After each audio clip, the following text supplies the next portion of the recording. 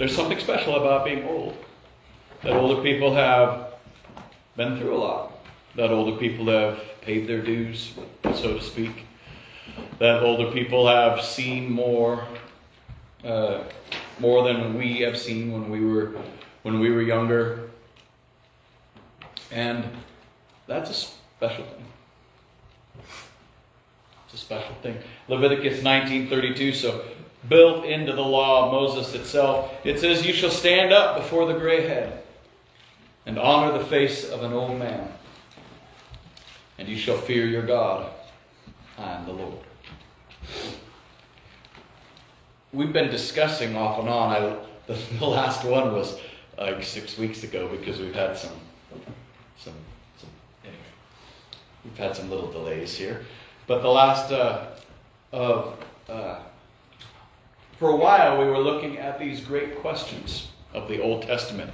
And what's nice about these, as opposed to like a normal series of lessons, I should say, is that they don't really build too much on each other. They're kind of standalone lessons. And yet we started with early in Genesis, and we've been moving through the Bible with these questions that man back in the early 50s Leroy Brownlow came up with these and put them into what I thought was too interesting of a book, too interesting of a format to not pass on, to not share with you guys. And such a basic question here. How old are you? How old are you? This is taken from Genesis 47 in the first verses. It says, "So Joseph went in and told Pharaoh, 'My father and my brothers with their flocks and herds and all that they possess have come from the land of Canaan. They are now in the land of Goshen.' And from among his brothers he took 5 men and presented them to Pharaoh. Pharaoh said to his brothers, 'What's your occupation?'" And that was the last question that we looked at, question 11. "What's your job?" And they said to Pharaoh, "Your servants are shepherds, as our fathers were." They said to Pharaoh, "We've come to sojourn in the land, for there is no pasture for your servants' flocks, for the famine is severe in the land of Canaan. And now please let your servants dwell in the land of Goshen." Then Pharaoh said to Joseph, "Your father and your brothers have come to you. The land of Egypt is before you.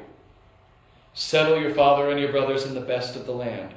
Let them settle in the land of Goshen, and if you know any able men among them, put them in charge of my livestock." And then Joseph brought in Jacob his father and stood in before Pharaoh, and Jacob blessed Pharaoh. And Pharaoh said to Jacob, "How many are the days of your life?" In other words, how old are you? And Jacob said to Pharaoh, "The days of the years of my sojourning are 130 years. Few and evil have been the days of the years of my life, and they have not attained to the days of the years of the life of my fathers in the days of their sojourn." Before we go further in this, I'll ask a question, and I'm not going to give you the answer. What did Alfred, Lord Tennyson, Cato the Elder, and Moses have in common? Not going to give you the answer yet. Back when we think about Jacob, who thought his son was dead and finds out his son has risen very, very high in the Egyptian ranks. He's asked this question by Pharaoh. And old age had helped him recognize life itself, as a sojourn, a wandering pilgrimage. It's a lot like Hebrews 11 in verses 13 through 16, when after talking about Abraham, the Spirit says, a lot of people recognized that life itself was a sojourn, was a pilgrimage. Temporary, a little journey, a little blip, or a little drop in the bucket of eternity. In Hebrews 11, it said, these all died in faith, not having received the things promised, but having seen them and greeted them from afar, and having acknowledged that they were strangers and exiles on the earth. For people who speak thus make it clear that they're seeking a homeland.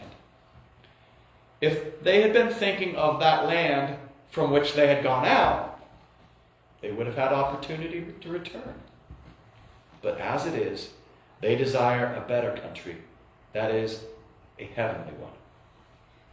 Therefore God is not ashamed to be called their God, for he has prepared for them a city. Peter, in his first letter, says some similar things in the same vein. 1 Peter 2, 11 and 12. He says, Beloved, I urge you as sojourners and exiles to abstain from the passions of the flesh, which wage war against your soul. Keep your conduct among the Gentiles honorable, so that when they speak against you as evildoers, they may see your good deeds and glorify God on the day of visitation. Sojourners and exiles, that does kind of point out that life is short. When he says, my days are few and evil. Right? My days are few and evil. That reminds us of a couple things in different ways. First of all, life is short. We get that. We get that. Those of us, those of you who are older, younger, you hear older people go, "Oh, just blink, and 20 years will go by, and you'll be like, what happened?" Right? How many times you probably heard that, right? From older people. I don't know what's wrong with me. I don't feel like it's going fast yet, except the past year, I guess. I feel like I aged about 10 years in the past year. Yeah, but life is short, no matter how you slice it, right? In James 4, in the context of just making plans and keeping God at the center of your plans, Cindy brought out Psalm 127. Unless the Lord builds the house, they labor in vain who build it. If you don't have God at the center of your plans, then your plans are no bueno. And your plans are missing the plot, missing a key element. Here in James 4, come now, you who say today or tomorrow we will go into such and such a town and spend a year there and trade and make a profit. Yet you do not know what tomorrow will bring. What is your life? For you are a mist that appears for a little time and then vanishes. Instead, you ought to say, if the Lord wills, we will live and do this or that. Nothing wrong with making plans. Making plans is good. Being ambitious is good. Don't take God out of the picture, because life indeed is uncertain and short.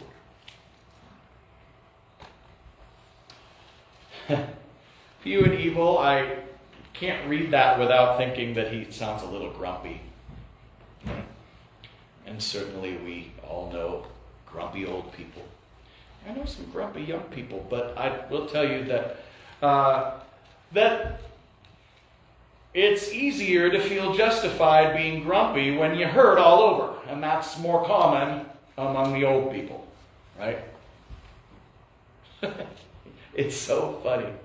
It's so funny seeing people in their 30s now and able to jump and run, and I look back to that time, and I was and I had all the old people going, "Oh, just wait," and I was like, yeah, whatever, right? They couldn't quite get through, but once you see it staring you back in the face, you can't deny it any longer. As entitled as older people feel to being grumpy based on the fact that they tend to be in pain all the time, they are not entitled. Nobody is entitled to be grumpy. I have a sign.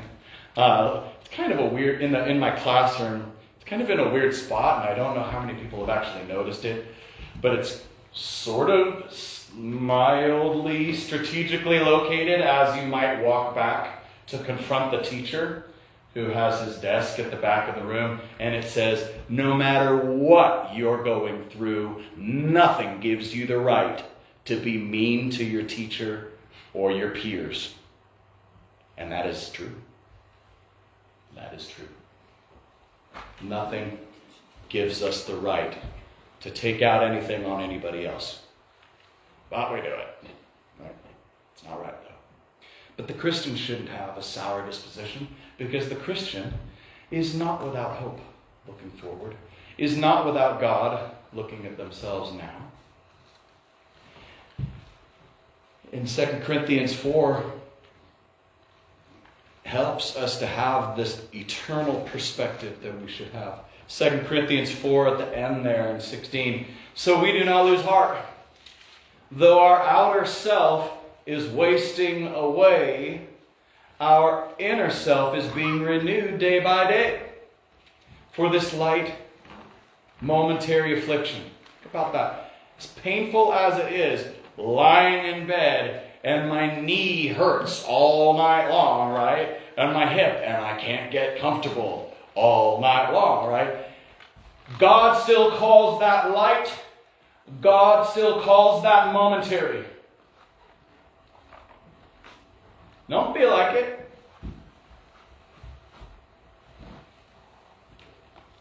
But it is. Light, momentary affliction is preparing for us an eternal weight of glory. Look at the words there. Those words are chosen on purpose. Light. Light. There may not be a spring to your step anymore, but there should be a spring in your heart. Light, momentary affliction is preparing us for an eternal weight of glory beyond all comparison, as we look not to the things that are seen, but to the things that are unseen. For the things that are seen are transient. That means temporary, fleeting, like that mist from James 4. For the things that are seen, in other words, the things that look so real and they look so permanent, you can reach out and you can touch them, you can go, that ain't going anywhere. And guess what? It's probably going somewhere. Because it's temporary, even though all these physical things around us seem so real and seem so permanent. For the things that are seen are transient, but the things that are unseen are eternal. So age is, and I had to put in parentheses, in part, a state of mind. Age is, in part, a state of mind. You are not too old to serve God and people. This is a toughie. This is a toughie. I've seen this. Maybe you have. An assumption about aging. An assumption about aging made especially by the aged. Right? And the assumption has been that old Christians can only sort of internally serve God. Right? That all that's left to them in their service to God is an internal, private, relational kind of thing between them and God. For example, through prayer and study. That's like, oh, I'm old now, that is all that's left to me of my spirituality is my prayer life and my study life. Is there a problem with prayer?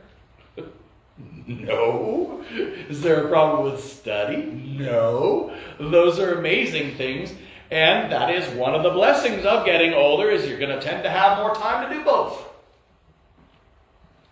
But when you feel like that is the sum total of what's available to you, that's sad. and there is more. At the age of 80.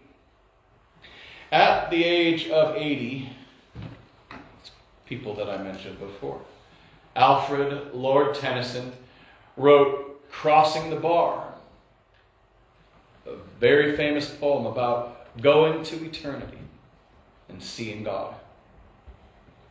Crossing the bar. Using the metaphor of getting, if you've seen The Finest Hours with Chris Pine and Holiday Granger, that's her name. And he's in the Coast Guard and going out in 1952 for the most famous Coast Guard rescue of all time. And he has to get over the bar at the edge of the harbor during a storm. Apparently that's a real thing. Because somebody 100 years before wrote about crossing the bar. Cato the Elder began studying Greek. All right? He lived in the 2nd century BC. Very famous statesman and soldier, politician dude. He starts studying Greek at the age of 80. And that's his quote. "This is the earliest age I have left." Is that the coolest thing or what? I think that's awesome. He's like, well, I'm 80 now. I can't do it at 79 now, can I? And Moses, at the age of 80, was called by God in a miraculous, burning but never consumed bush. Take off your sandals, for you are standing on hallowed ground. All those, literally, specifically the age of 80. Cowards die many times before their deaths. The valiant never taste of death but once. Julius Caesar by Shakespeare.